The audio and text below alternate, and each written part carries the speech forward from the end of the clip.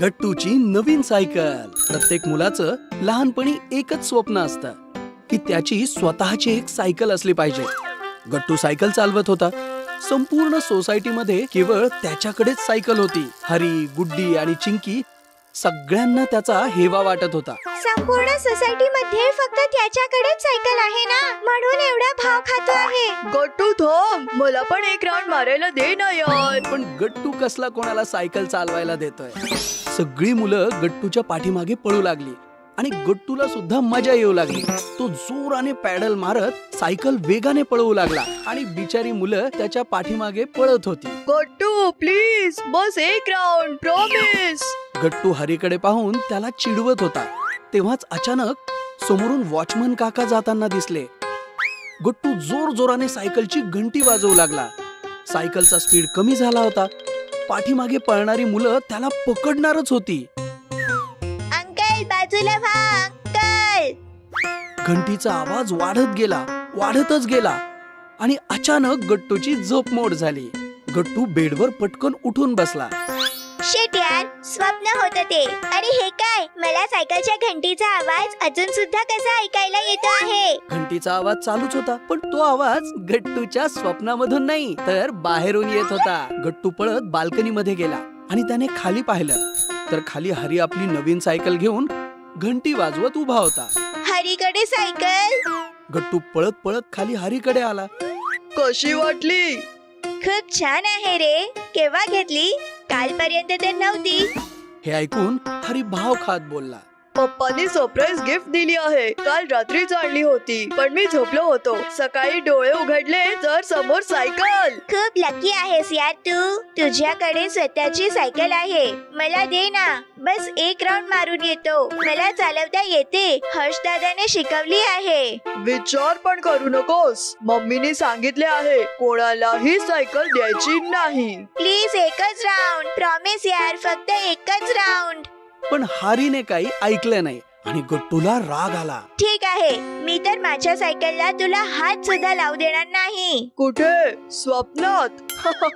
गट्टूला अजून जास्त राग आला आणि हरी स्टाईल मारत सायकल घेऊन निघून गेला. बघच तू, माझ्याकडे तुझ्यापेक्षा चांगली सायकल असेल. उदास झालेला गट्टू घरी निघून गेला. पप्पा, मम्मी आणि चिंकी हॉल मध्ये बसले होते. अरे कुठे गेला होतास? चल पटकन फ्रेश होऊन ब्रेकफास्ट करून घे. आमचं तर झालं सुद्धा. पण गट्टू खूप रागात होता. मला नाही करायचा ब्रेकफास्ट. मी आज काही खाणार नाही, काहीच करणार नाही. अरे अचानक काय झाले आहे तुला? आता तर हरीकडे पण नवीन सायकल आली आहे. त्याच्या पप्पांनी त्याला गिफ्ट दिली आहे. आता सोसायटी मध्ये मी एकटाच असा मुलगा आहे ज्याच्याकडे सायकल नाही. असं बोलून गट्टू रडू लागला. सुरू झालं सायकल साठी रडगाणे. आता रडू नकोस. सगळ्यांकडे आहे म्हणून तुझ्याकडे पण असली पाहिजे हे जरुरी नाही. तुझ्याकडे पण बरीच खेळणी आहेत जी इतरांकडे नाहीत. आपल्याकडे सगळं काही असलं पाहिजे हे जरुरी नाही. पप्पा, तुम्ही तर बोलला होतात ना की मोठा झाल्यावर मला तुम्ही सायकल घेऊन द्याल म्हणून. बाळा, अजून थोडा मोठा हो, मग घेऊया. तुम्ही असेच सांगत राहता. असेच चालू राहिले तर मी मोठा नाही, म्हातारा होईन. हे ऐकून मम्मी, पप्पा आणि चिंकी सगळे हसू लागले आणि गट्टू अजून जास्त रागावून स्वतःच्या रूम मध्ये निघून गेला. दिवसभर गट्टू त्याच्या रूम मध्ये बसून रडत राहिला. त्याने आंघोळ, जेवण, खाण सगळं काही सोडून दिलं. गट्टू बाळा, दरवाजा उघड. चांगली मुलं असा हट्ट नाही करत. मी नाहीये चांगला मुलगा. मी जेव्हा मोठा होईन ना तेव्हा चांगला मुलगा म्हणा मला. हे ऐकून मम्मीला सुद्धा वाईट वाटलं आणि ती पप्पांकडे जाऊन म्हणाली. तो तर अगदी हट्टच धरून बसला आहे. घेऊया ना त्याच्यासाठी एक सायकल. सगळ्यांकडे सायकल आहे. त्याला पण वाटत असेल आपल्याकडे पण पाहिजे म्हणून. यावर पप्पा काही बोलणार त्यावर चिंकी जोरात ओरडली. त्याला दिली तर मला सुद्धा पाहिजे सायकल. हे घ्या, आता हिची पण डिमांड सुरू झाली. आता काय करायचं? चिंकी बाळा, तुला अजून सायकल चालवता कुठे येते? गट्टूची नवीन सायकल आली की तो तुला सुद्धा सायकल शिकवेल. जेव्हा तुला सायकल चालवता येईल तेव्हा तुझ्यासाठी सुद्धा आपण नवीन सायकल आणू. चिंकी तयार झाली आणि पप्पा गट्टूच्या रूम मध्ये गेले. त्याला मनवून ब्रेकफास्ट करायला लावला आणि दोघही सायकल घेण्यासाठी मार्केट मध्ये गेले. मार्केटमध्ये खूप सुंदर सुंदर चमकत्या सायकल होत्या, पण गट्टूला हरीपेक्षा चांगली सायकल घ्यायची होती. त्याने एक महागडी गिअरची सायकल निवडली. गट्टू, ही तर खूप महाग आहे. मग काय झाले पप्पा, आपण एकदाच तर सायकल घेणार आहोत, सारखी सारखी थोडीच घेणार आहोत. मला तर हीच सायकल पाहिजे. ठीक आहे, आम्ही ही सायकल घेतो आहोत. मग काय, गट्टू पप्पांसोबत सायकल देखील घरी आली. मम्मीने सायकलची पूजा केली आणि गट्टू सायकलवर बसला. गट्टू आज खूप खुश होऊन सायकल चालवत होता. जे स्वप्न तो रोज बघत होता ते अखेरीस खरं झालं होतं.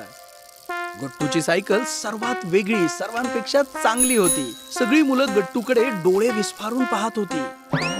गट्टू, तू माझी सायकल चालव, मी तुझी सायकल चालवतो. विचार पण करू नकोस, मी माझी सायकल कोणालाच देणार नाही. गिअरची सायकल आहे ना, म्हणून एवढा भाव खातो आहे. जेव्हा मम्मीला हे सगळं समजलं तेव्हा मम्मी म्हणाली, गट्टू, तू चुकीचे वागलास. कोणी आपल्याशी कसेही वागो, आपण नेहमी सर्वांशी चांगले वागले पाहिजे.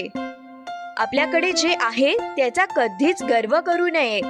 हर्ष दादाला बघ, जर त्याने तुला सायकल दिली नसती तर तू सायकल चालवायला शिकला असतास का? तू पण हर्ष दादा सारखे बन. चल, चिंकीला सुद्धा सायकल शिकव.